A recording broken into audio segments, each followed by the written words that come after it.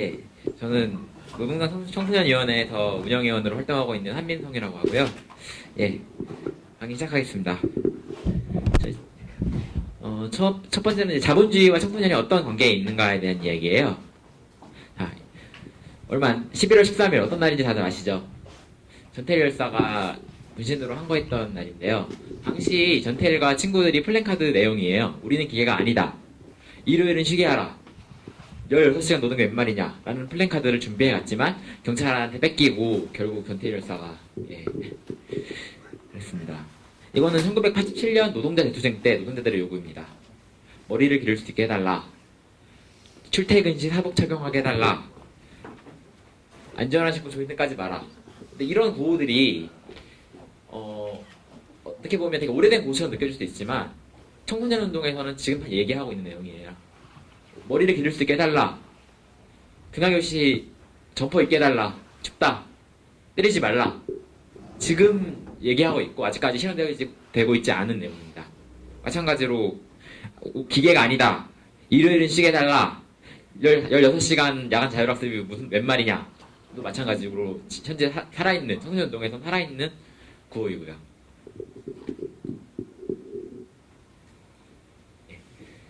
전태일 이후 43년에 진보는 성인들만의 것이었나라는 의문을 청소년운동에서 어느 정도는 가질 수밖에 없다고 생각을 하는데요. 그 이유는 아까도 얘기했듯이 청소년들은 아직도 16시간 동안 학교에 갇혀 있고요. 산업계 고등학교 2학년을 마치고 현장 실습에 나가게 되는데요. 현장 실습생들은 근로기준법의 보호를 받지 못합니다. 법적으로 노동자가 아니기 때문이고요. 이 문제가 나왔을 때 교육부와 노동부가 갈등이 있었어요. 누구 관할이냐? 라고 했을 때 교육부가 뭐라고 했냐면 저 사람들은 노동자들이가 아니라 학생이기 때문에 우리 관할이다.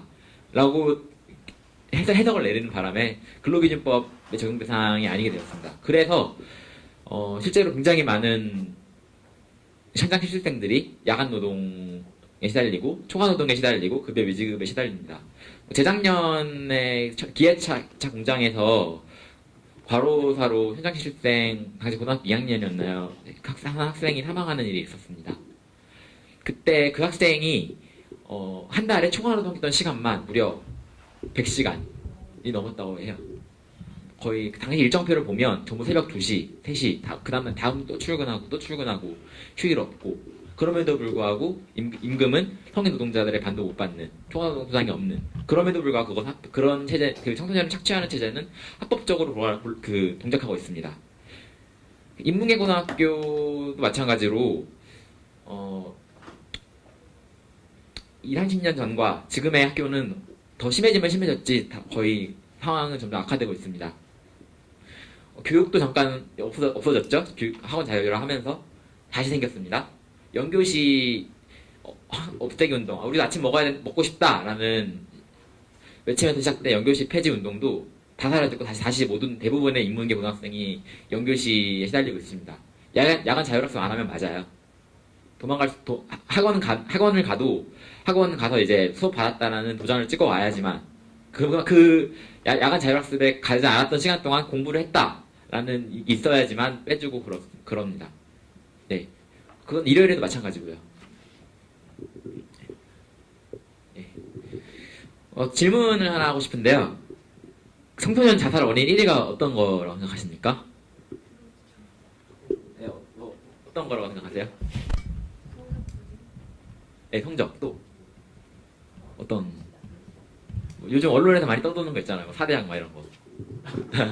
네, 학교 폭력 이렇게 얘기 많이 하죠.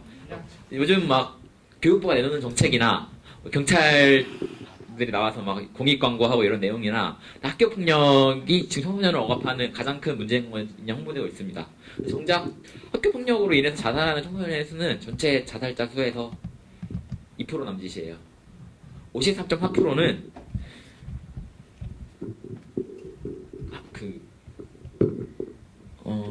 성적과 진로에 대한 고민으로 극단적인 선택을 하게 됩니다. 이 말은 당시 초등학생이 썼던 유사예요. 2002년에. 어른이 나빠는 이틀 동안 20시간 일하고 28시간을 쉬는데 왜 나는 27시간 30분 공부하고 20시간 30분을 쉰다. 왜 내가 어른보다 더 많은 시간을 이런 자유 시간을 누리지 못해야 되나? 자유로우고 싶다라고 쓰고 정말로 자살을 했고, 예, 이건 2005년에 자살했던 중학생 유서입니다. 근데 이런 일이 굉장히 극단적으로 일어나고 극단적으로 보여질지 모르겠지만 사실 우리가 너무 자연스럽게 그냥 흘려보내는 일이에요. 매년 수능 끝나면 혹은 수능 앞두고 혹은 학력고사 끝나면 학력고사를 앞두고 매년 자살을 해요. 그리고 매년 뉴스에 나오고 사실 뉴스거리도 안 되죠. 그냥 포털 사이트에서 흘러가는 정도. 그냥 안타깝다라는 댓글이 열리는데 그게 다예요. 예. 그런 식으로 이렇게 흘러가고 있습니다. 여기서 이제 우리가 제기하고 싶은 의문은 과연 그렇다면 학교 폭력이란 무엇인가? 과연 학생 간의 폭력만 학교 폭력인가? 라는 거예요. 이런 체제가 존재하고 학교라는 체제가 학생들을 억압한다고 하면 그 정말로 죽음으로 몰아넣는 가장 극단적인 형태의 폭력은 바로 이런 체제가 아닐까라는 의문. 이것이 바로 학교 폭력이 아닐까라는 의문을 저희는 가지고 있는 것이죠. 예. 1970년에 이제 청계천에서 평화시장에서 노동착취에 시달리던 청소년들과 2013년에 산업 현장에서 혹은 학교 현장에서 자본주의의 존속을 위해서 착취당하고 있는 청소년. 저희가 생각할 때는 그 위에 모두 자본주의가 있습니다. 예. 다만 이 자본의 수요가 바뀌고 그렇기 때문에 방식이 바뀌고 형태가 바뀌어서 존속될 뿐이라고 생각을 해요. 예. 이러한 변화는 저항할 수 없는 자들에게서 혹독했다고 저희들 생각을 해요. 예. 다만 이 학교와 이 청소년이라는 의미가 자본의 수요에 따라 재구성되었다는 것이죠. 예. 이제 학교로 들어가면 학교는 예나 지금이나 사회화와 시민교육으로서의 교육은 없습니다. 오히려 있었던 노동인권 파트도 이번 교육과정에서 빠지고 그 자리를 이제 CEO 정신, 이제 경영으로 대체가 되었습니다. 이건 실업계에서도 마찬가지예요. 실업계에서도 노동법, 노동인권 파트가 빠지고 CEO 정신으로 대체되었습니다. 네, 신자유주의 학교는 신자유주의 경쟁의 최전선이라고 생각합니다. 그리고 저희 사례를 하나 들자면 학교에서 어떤 개념을 가르칠 때요. 일부러 나중에 혼자 공부할 수 없도록 하기 위해서 중요한 수업 자료를 빼먹어요. 주지 않아요, 일부러. 그리고 말로만 가르쳐요. 텍스트를 주지 않고. 혹은 일부러 어렵게 설명을 하는 경우가 굉장히 많아요. 왜 그럴까요? 문제예요. 굉장히 많은 학교에 일어나고 있는 일이에요. 일부러 어렵게 가르치는 일. 여기 안에 답이 있어요. 예, 맞습니다. 대부분의 학교에서는 학교가 평가기관으로 전락해버렸기 때문에 변별력이 굉장히 중요해졌어요. 그렇기 때문에 학교에서는 아이들에게 답을 알려줄 수가 없게 되는 거죠. 왜냐하면 같은 선생님이 같은 문제를 내니까. 그렇기 때문에 일부러 어렵게 가르칩니다. 근데 이게 어떤 식의 문제로 확장이 되냐면, 역시 제가 강남에서 초등학교, 중학교를 나왔어요. 강남의 대치동에 있는 학교를 다녔는데요. 중학교 1학년 때 수능 문제가 3-4번씩 꼭 나와요. 그럼에도 불구하고 10명 이상의 학생들은 95점과 100점 사이에서 한 문제 차이로 이제 등급이 갈립니다. 그리고 나머지 20명 정도의 학생들은 30점을 못 넘겨요. 그리고 그리고 이런 성적 분포가 지역적으로 나타나요. 제가 포이동에 살았는데 포이동에 있는 제 친구들은 전부 25점, 30점이랬고 제가 40점 맞았을 때 너 진짜 대단하다. 외국 갔다 왔냐 이런 얘기 들었는데 근데 정말 대치동에 있는 애들은 당연히 100점 맞아야 되는 거라 생각하고 있는 거예요. 이런 문제들은. 왜냐? 걔네들은 프리토킹이 되는데 이런 문제조차 틀리면 누구 이미 갔다 왔는데 틀리면 부모님한테 혼나고 학원 선생님한테 혼나고 내맞고 이런 일이 극단적으로 일어나고 있어요. 근데 이것은 대물림됩니다. 부에 의해서. 성적이.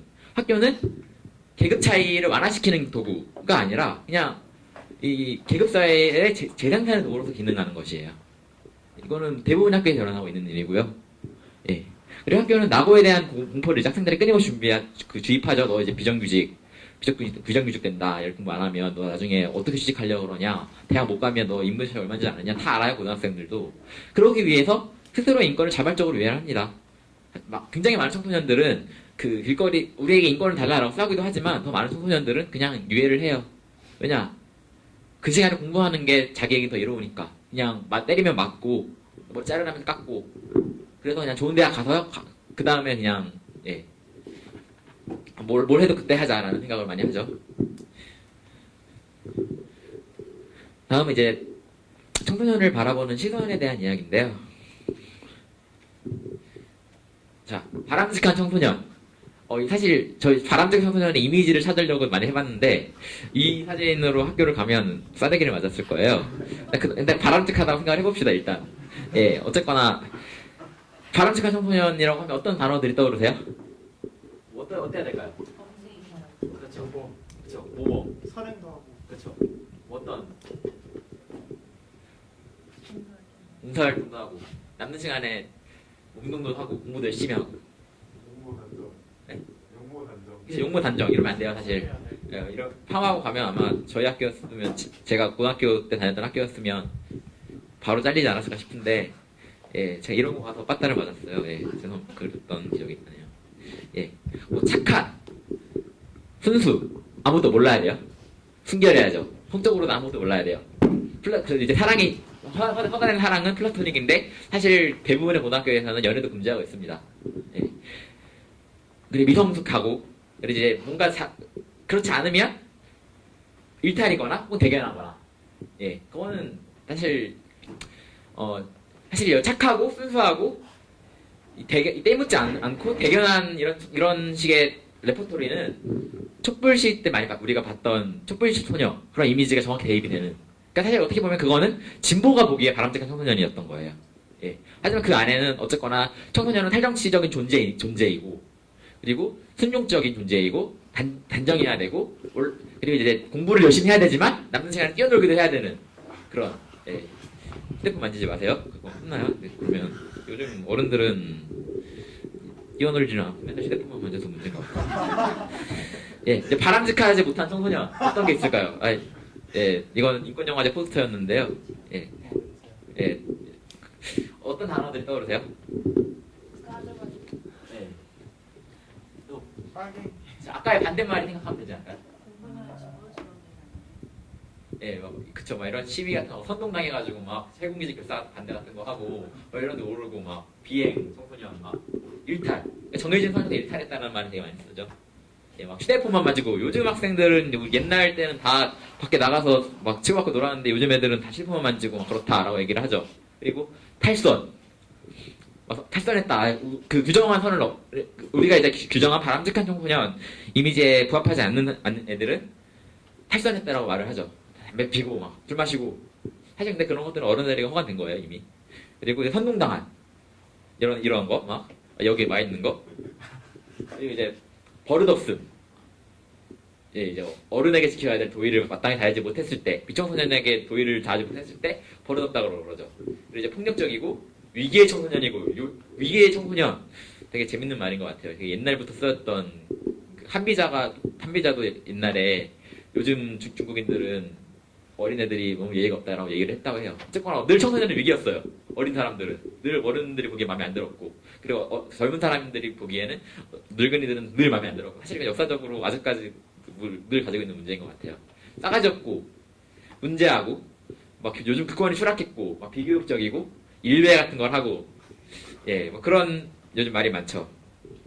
근데 여기서 재밌는 거는 예, 탈정치적 청소년이라는 단어예요. 아까도 나왔지만 그 청소년의 단어가 생긴 이래 혹은 생기기 이전에 그 나이 때 사람들은 한 번도 탈정치적이었던 적이 없어요.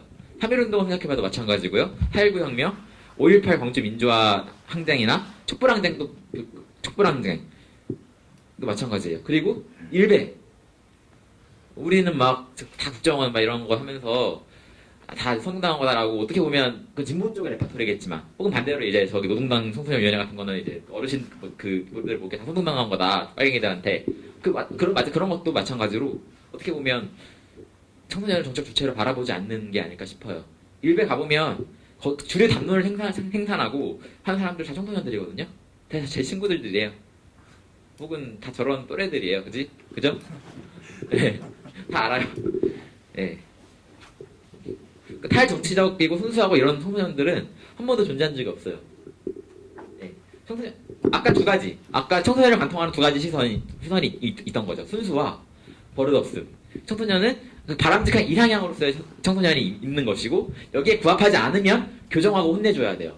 그리고 물리력을 행사해도 됩니다. 폭력을 행사해도 돼서 어떻게든 이쪽으로 와야 되는 것이죠. 근데 사실 이 시선은 같은 시선이에요. 네.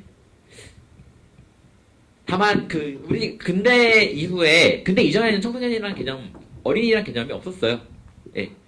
훈민정음 서문 아시나요? 뭐 거기에 이런 하나 나와요. 어린 백성들.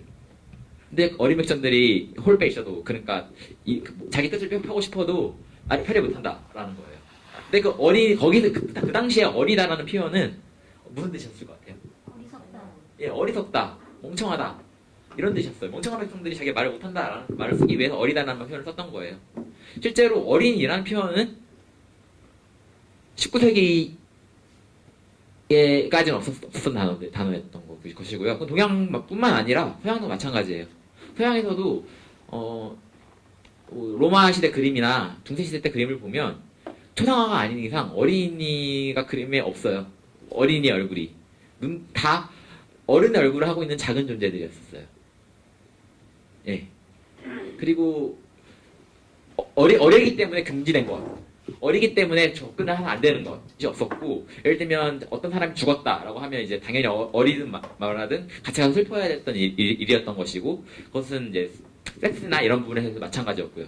그 금기라는 것은 근대 이후에 복합적인 요인에 의해서, 이를테면 이제 자본주의 체제에서 이제 더 비싼 노동력을 만들기 위해, 혹은 이제 가족이라는 것이 예전에 가족에서 모든 기능을 모든 사회적 기능을 했지만 그 가족이 분화되면서 그것이 이제 가족의 기능을 사회가 떠안게 되면서 이제 분류 체계로서 필요해진 청소년 이런 단어 그리고 이제 청소년에게 주어져야 될 이상향으로서 청소년 우리가 이제 생각하는 바른 청소년이라는 이미지는 그렇게 형성이 된 것이죠. 사실 한 번도 청소년은 그런 존재였던 적이 없습니다. 네. 우리가 규정한 상상적인 상상의 청소년에 부합하지 않았을 경우에는 이제 우리는 이제 비행 청소년이라는 딱지를 붙이는 거죠. 일의 정확한 표현이죠. 그 정상에서 벗어났다. 하지만 원래 그것이 청소년이었어요.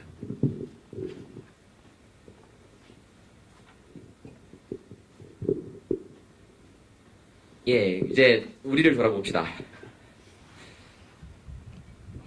우리 아이들을 위해서 학생인권조례 서명해주세요. 저도 썼던 말이에요. 이렇게 안 하면 서명 잘 안 해줘요. 나를 위해서 해주세요. 라고 하면 그렇잖아. 예. 그리고 이제 진보신당 피켓 중에 이제 우리 아이들에게 해없는 세상을. 예. 그리고 이제 우리 아이들이 무슨 죄냐? 우리들이 지켜주자. 근데 그리고 이제 우리 애들 여러분 같았으면 좋겠는데. 하고 이제 반말을 한다던가. 예, 밥상머리 파시즘이라는 단어는 먼저 원래 여성주의자들이 먼저 쓰던 표현인데요. 이런 거예요. 밖에서는 이제 인권과 평등을 말하시는 분들이 많죠. 근데 집안에서 과연 그러냐? 저와 청소년위원회 경험적으로는 전혀 그렇지 않아요. 예. 그러니까 밖에서는 인권과 평등 얘기하면서 자식에게는 이제 사랑의 매를 드는 거죠. 자기의 회초리는 사랑이지 이것은 폭력이 아니다라고 얘기를 하시는 분들이 많아요. 예. 근데 이제 요즘 애들이 뛰어놀아야지 예. 휴대폰을 만진다라고 휴대폰 뺏고, 사실 이건 대안학교에서 굉장히 많은 일어나는 일이에요. 대안학교 가면 휴대폰을 뺏고 절대로 컴퓨터 같은 거 못 만지게 해요. 어쨌거나 그런 일이 일어나고 있어요. 예. 그러니까 노동해방도 인권도 다 중요한데 내 자식한테는 아닌 거예요. 예. 혹은 내 자식은 깨어있는 명무대생이 되길 원하는 거예요. 예. 사실 되게 모순적인 거죠. 어쨌거나. 근데 이런 경우에는 자신이 이런 많은 진보적인 활동가들 혹은 이제 진보적인 자기를 정체화하는 부모들은 자신이 어떤 모순적인 상황에 있는지 잘 모르는 경우가 많아요. 그렇기 때문에 저희가 볼 땐 모순적인, 당사자의 입장에서 모순적인 일이 일어나는 것인 거고, 그런 갈등이 일어나는 거죠. 예. 그리고 이제 타자와 객체화인데요. 미래 세대의 핵없는 세상을 이런 식의 표현이 많아요. 근데 탈핵운동은 청소년들도 하거든요. 여기서 미래 세대라는 말은 이 말을 만든 어른들의 입장에서, 그러니까 비청소년의 입장에서 자기네들이 현대세대라는 그 정체가를 내재하고 있어요.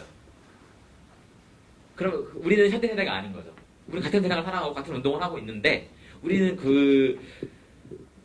단어의 프레임 속에서 타자화되고 객체화되는 거예요. 예를 들어서 우리 여성들에게 평등한 세상을 좀 어딘가 좀 껄끄럽지 않아요? 우리 유색 인종들에게 인종차별 없는 세상을 우리라는 단어가 들어가지만 이런 단어는 사실 우리라는 말을 하는 주체는 우리가 아닌 타자예요. 우리가 아닌. 그렇기 때문에 이런 식의 단어들이 사용되는 것이고요. 하지만 청소년 운동 활동가들은 어디에나 있습니다. 우리를 위한 평등한 세상을, 우리를 위한 인종차별 없는 세상을, 우리를 위한 핵 없는 세상을 원하고 있고요. 이렇기 때문에 이런 타자화나 객체화가 문제가 되는 것이죠. 다음은 이제 청소년 운동의 역사인데요. 청소년 운동은 굉장히 오래된 역사예요.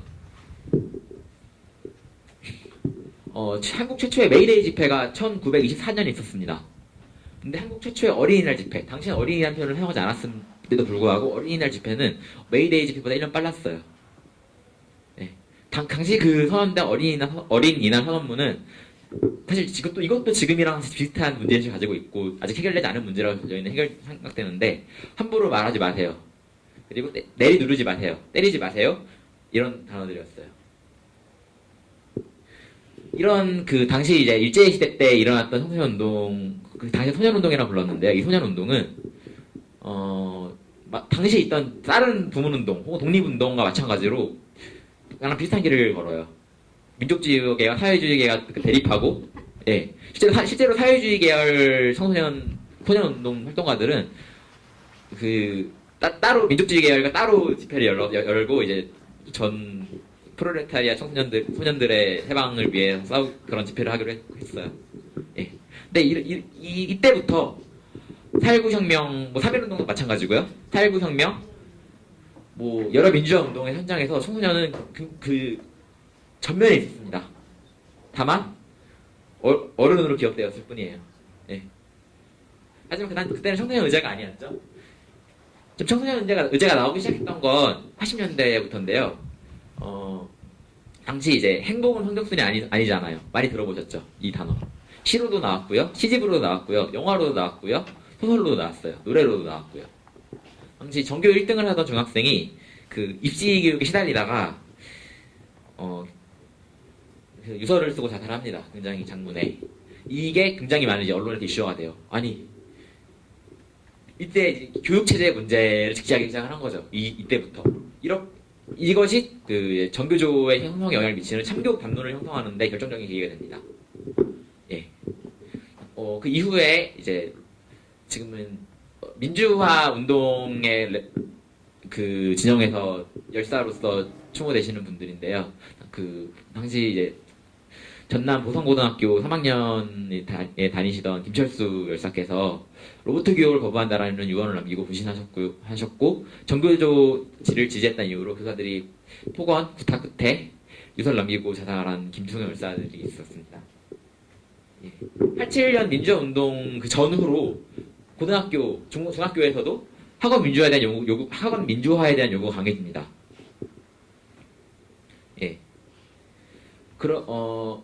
실제로 당시 어떤 일이 있었냐면 학교가 성적 순으로 결정된 학생 임원들을 신임하지 않거나 혹은 학교의 공식적인 절차에 따르지 않고 자기네들이 이제 민주적으로 학생회를 선출하는 방식으로 집단 행동을 했고 실제로 많은 학교들이 87년을 전후해서 학생의 민주화를 쟁취하게 됩니다.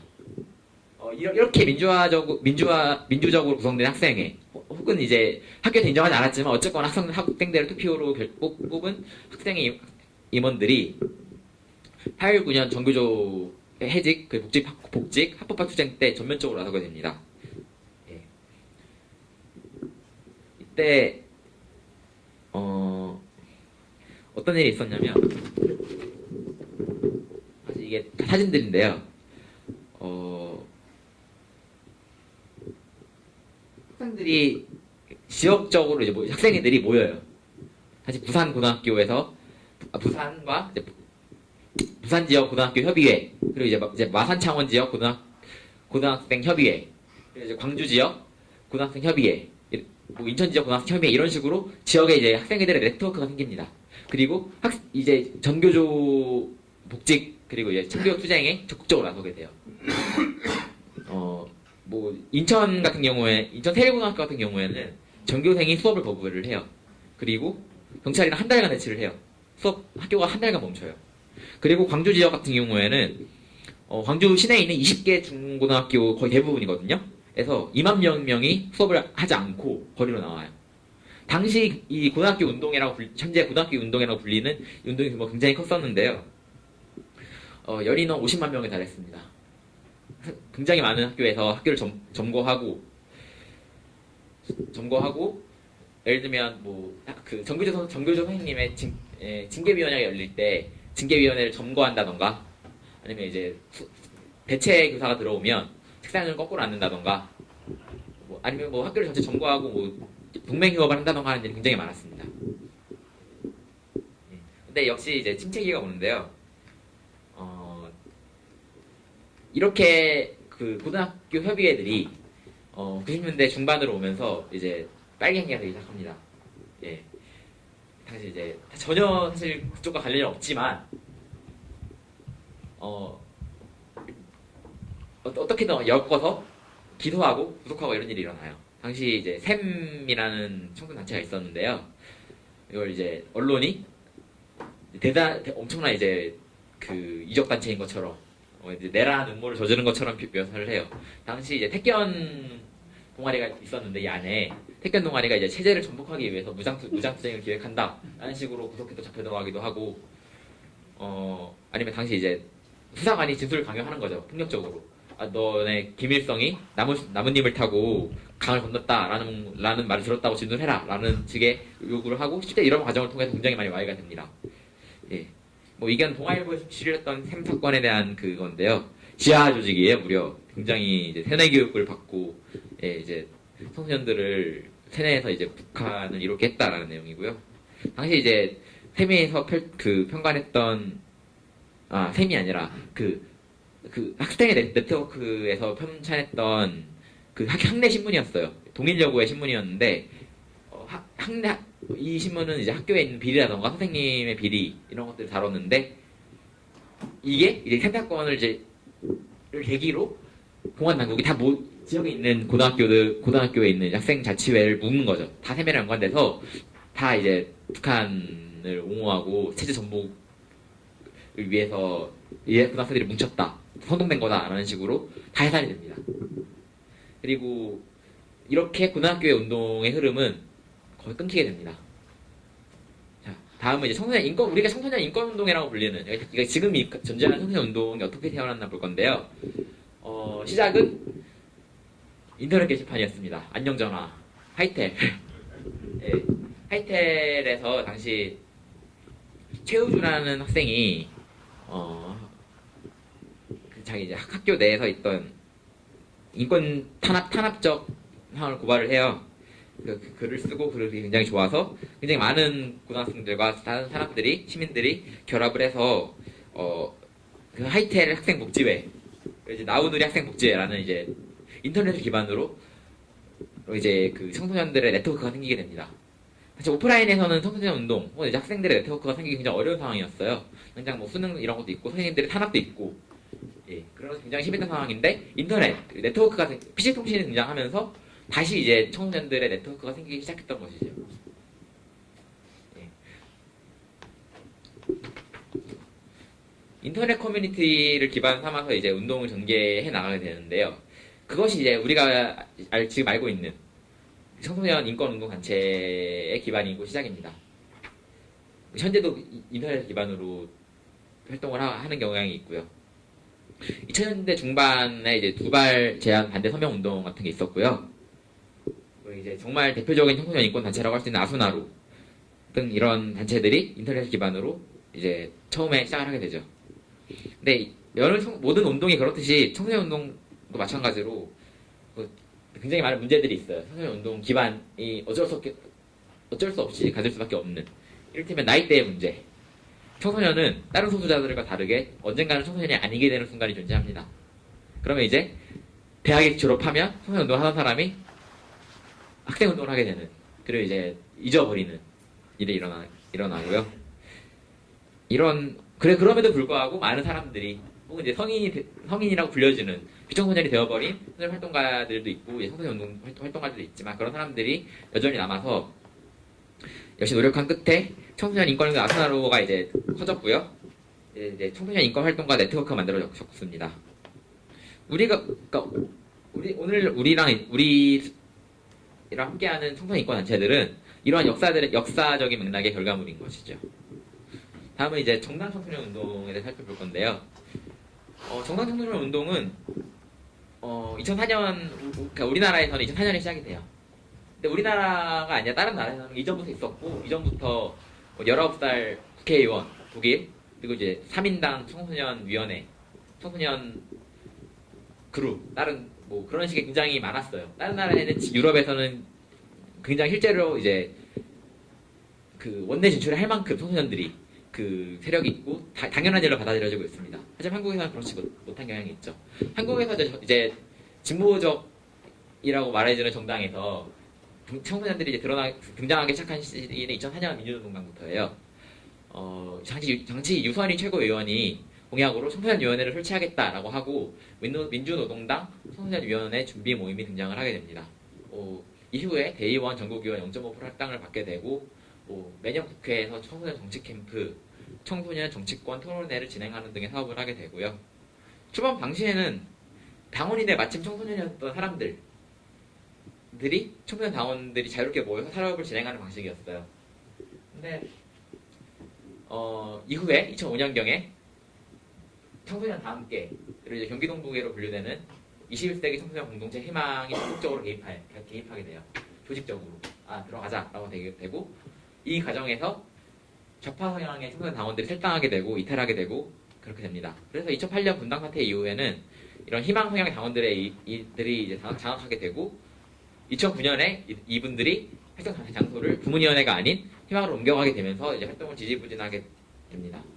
근데 여기서 이게 민주당 청소년위원회를 바라보는 주류 시각이에요. 근데 과연 이것이 옳은가, 이런 시각을 어떻게 보냐면, 경기동부가, 못된 경기동부가 청소년들을 선동해서 혹은 청소년위원회를 이용해서 자기네들을 이제 정파 다툼의 도구로 이용했다라는 보는 시선이 굉장히 강해요. 사실 못된 다음계가 청소년을 선동했다 이런 식으로 그쪽에서 말을 하지만, 근데 과연 그런 시선이 옳은가에 대한 의문을 저희는 가지고 있어요. 청소년위원회도 당연히 저희가 생각할 때 당연히 정파 다툼에서 자유롭지 못하다고 생각을 해요. 여타 부문위원회처럼. 이건 당연히 정당이고요. 이것이 정치라면 어떻게 보면 이런 식의 갈등은 당연한 거라고 생각을 해요. 그런데 이것을 마치 이제 경기동부계가 순진한 청소년을 이용해서 이제 부문위를 장악하고 당을 장악했다, 못된 놈들이다라고 보는 관점은, 어떻게 보면 청소년은 원래 순수해야 되고 탈정치적이어야 되고 선동당할 수 있는 그런 무기력한 정치적 객체로서 보는 관점이 아닌가, 좀 저희는 생각을 해요. 네. 뭐 청소년도 정치주체 이상 정파를 구성하고 이에 따라 갈등이 생기는 거는 마치 비청소년이 이러는 것과 마찬가지로 당연한 일이다. 이것은 선동으로만 선동이다. 이것을 이제 순진한 청소년들이 이용했다라고 보는 건 좀 문제가 있지 않나라고 생각을 해요. 이렇게 이제 청소년위원회는 통합진보당으로 계승을 되게 되는데, 당시 이제 심상정, 노회찬 많이 들어본 사람이죠. 저도 참 좋아했었는데, 이 분들이 주도 아래 이제 퇴단을 시키고 강제 탈당시켜버립니다. 통합진보당 청소년 당원들을 강제 탈당시키고, 어쨌거나 통합진보당의 창당부터 존재하던 청소년위원회를 해산시킵니다. 2012년의 일이에요. 이제 노동당을 볼 텐데요. 노동당을 이루는 사회당 청소년위원회는 2011년 7월에 준비위원회가 출범을 하게 되고 활동을 했습니다. 진보신당 청소년위원회는 2011년 8월, 한 달 차이죠. 준비위가 출범하게 되고, 2013년 1월 진보신당 청소년위원회가 정식으로 인정받게 되고, 지금 저희는 여기 있습니다. 다음은 정당 내 청소년 인식의 변화인데요.